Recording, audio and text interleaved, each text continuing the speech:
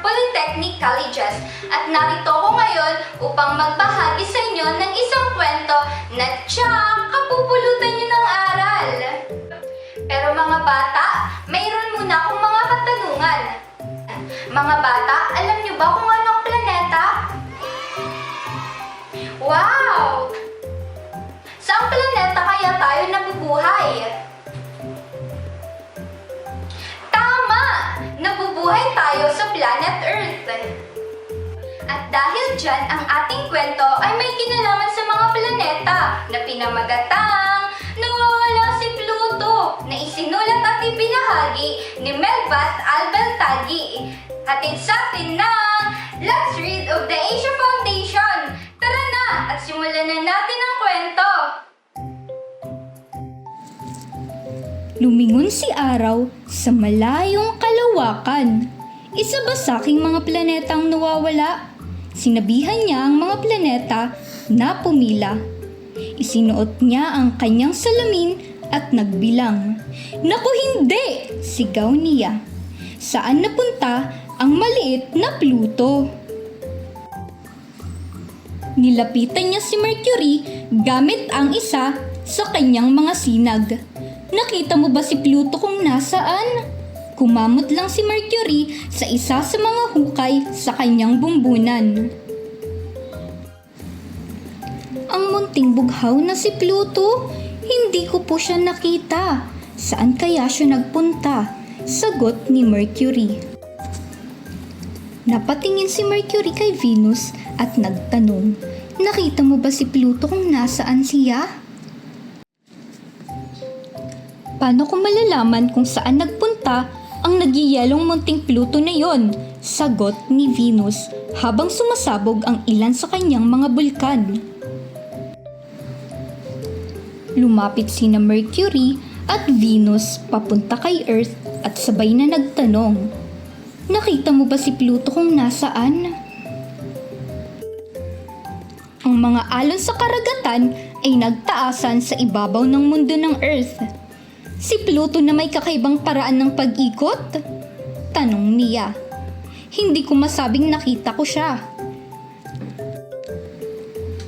Sina Mercury, Venus at Earth ay nagpunta kay Mars at nagtanong, nakita mo ba si Pluto kung nasaan? Namula ng husto si Mars at nahihiyang sumagot. Si Pluto ay nakatira sa lugar ng Kuiper. Hindi ba? Hindi ko siya nakikita doon nitong mga huling araw. Kaya't pumunta sina Mercury, Venus, Earth at Mars kay Jupiter at nagtanong, nakita mo ba si Pluto kung nasaan? Mabilis na nagpaikot-ikot si Jupiter. Hinanap kahit saan si Pluto. Napakabagal ng pag-ikot ni Pluto. Hindi ko siya napapansin nitong mga nakaraan.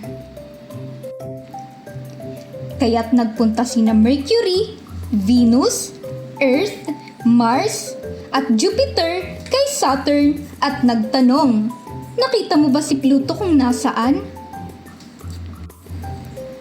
Nagpaikot-ikot si Saturn sa loob ng kanyang bilog bago sumagot. Kawawang Pluto na may pinakamahinang grabidad sa lahat. Hindi ko siya nakita kung nasaan. Kaya't nagpunta sina Mercury, Venus, Earth, Mars, Jupiter at Saturn kay Uranus at nagtanong, nakita mo ba si Pluto kung nasaan? Sa Uranus na tila antok na at gusto nang matulog ay nagunat at humikab at saka sumagot, hindi, ngunit gusto ko sana na narito siya upang mabilang ko ang kanyang mga 5 buwan para makatulog na ako.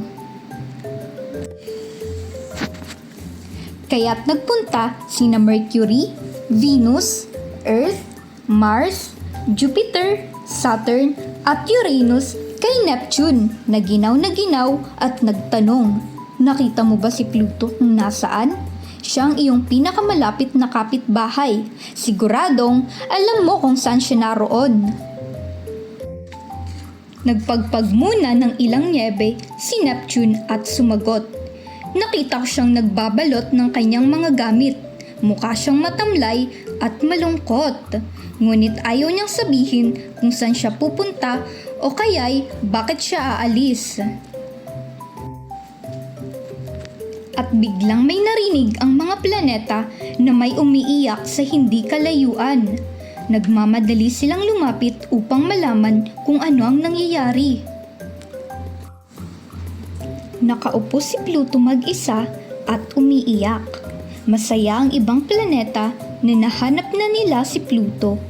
Tinanong nila ito kung bakit siya biglang nawala. Pinagbawalan ako ng mga siyentipiko na maging isang planeta dahil ako ay maliit at hindi ko kayang paalisin ang mga malalaking bagay sa paligid ko. At biglang dumating si Araw.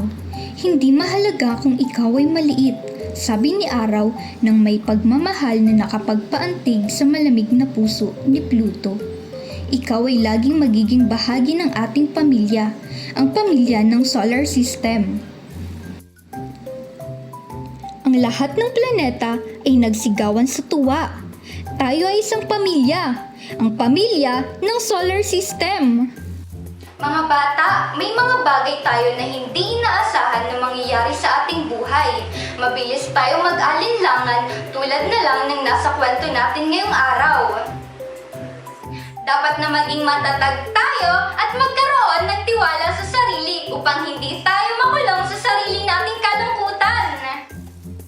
At dyan nagtatapos ang ating kwento. Natutunan natin sa kwento na to na ang kahalagahan ng isang bagay ay hindi batay sa anyo o laki, kundi sa pagmamahal at pag-aaruga ng isa't isa. Huwag kakalimutan na mag-follow, like, at subscribe sa aming Facebook page at YouTube channel para sa mga iba pang kwento na tiyak niyong kapupulutan ng aral. Muli, ako si Ate Hana. Hanggang sa susunod na kwento, paalam!